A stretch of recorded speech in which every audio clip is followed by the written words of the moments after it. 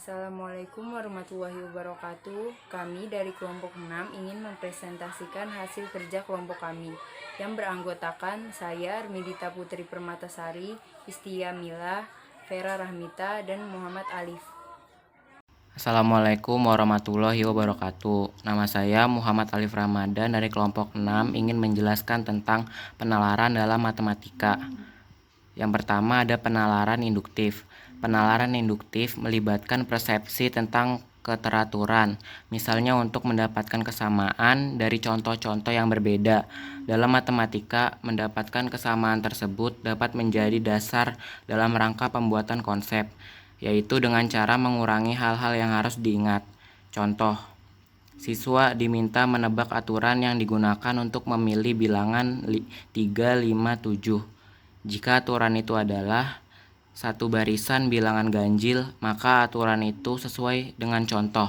Tetapi jika contohnya lebih bervariasi, misalnya 2, 7, 11, maka aturan semula tidak dapat lagi digunakan. Yang kedua, penalaran deduktif.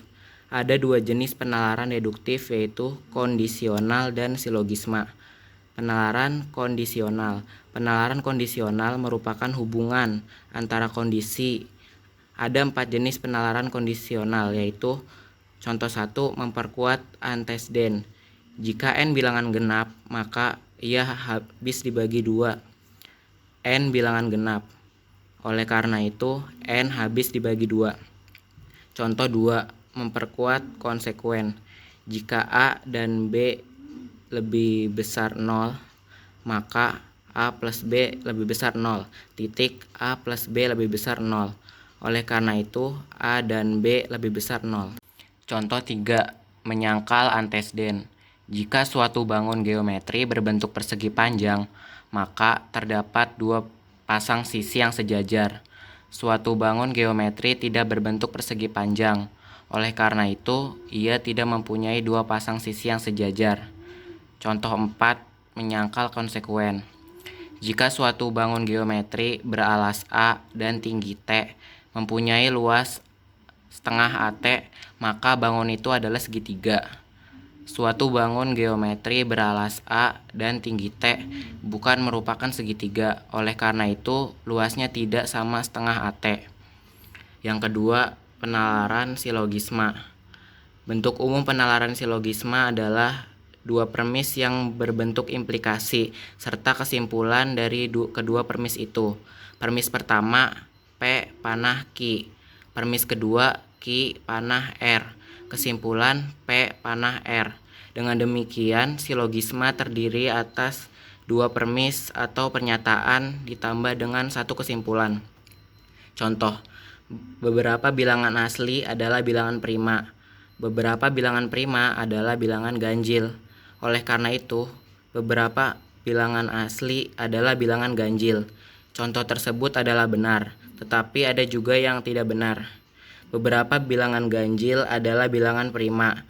Beberapa bilangan prima adalah bilangan genap. Jadi, beberapa bilangan ganjil adalah bilangan genap. Sekian, wassalamualaikum warahmatullahi wabarakatuh. Assalamualaikum warahmatullahi wabarakatuh. Saya Istia Mila. Saya akan menjelaskan pengertian masalah matematika dan jenis masalahnya. Masalah matematika. Menurut konsep matematika, masalah merupakan situasi yang melibatkan kemampuan matematis, konsep, atau proses yang digunakan untuk mencapai tujuan. Nah, biasanya masalah siswa pada matematika itu yang pertama, terdapat kondisi yang membingungkan terkait pemahaman siswa. Yang kedua, ketertarikan siswa untuk menemukan suatu penyelesaian. Yang ketiga, siswa tidak mampu memproses secara langsung penyelesaian. Yang keempat, penyelesaian mensyaratkan penggunaan ide matematika.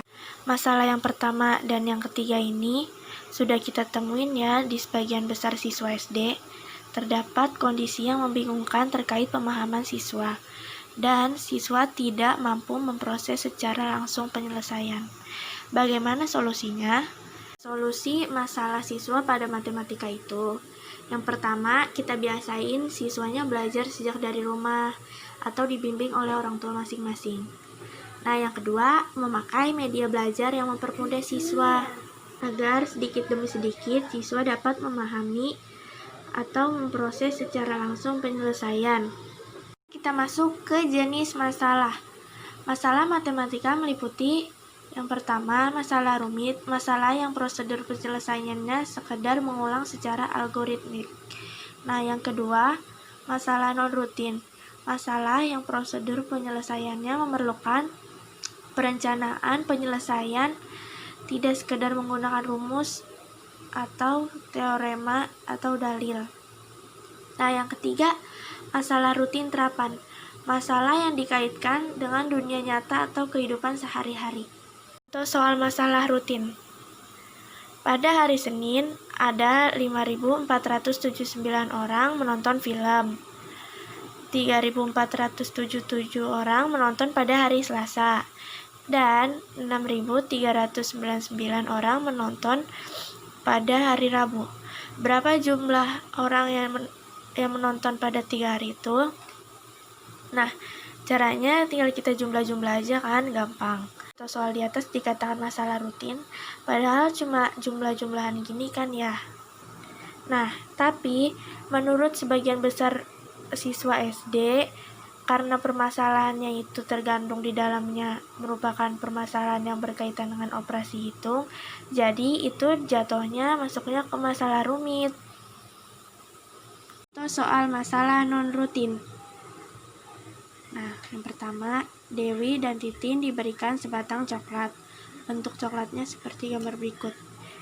Nih. Nah, coklatnya itu terdiri dari 6 potongan. 1, 2, 3, 4, 5, 6. Mereka memotong coklat secara bergantian. Pada setiap gilirannya, setiap anak memotong coklat tersebut dan ia hanya boleh memakan potongan coklat tunggal yang tidak menempel pada potongan coklat lainnya. Jadi kayak gini. Yang ini Dewi yang motong. Nah, yang ini Titin. Yang ini Dewi, yang ini Titin. Jadi selang-seling gitu loh. Nah, yang memulai potongan duluan itu Dewi. Ini yang Dewi yang kita arsir ya coklatnya. Ini Dewi, yang ini Titin, yang ini Dewi, yang ini untuk Titin, yang ini Dewi lagi, yang ini Titin. Nah, berapa potongan coklat yang dimakan Dewi? Jadi semua coklat yang dimakan Dewi itu ada 3 batang coklat. Jadi dapat disimpulkan bahwa masalah matematika adalah suatu pertanyaan atau soal yang menunjukkan adanya tantangan. Tidak mudah diselesaikan menggunakan prosedur yang telah diketahui dan memerlukan perencanaan yang benar di dalam proses penyelesaian.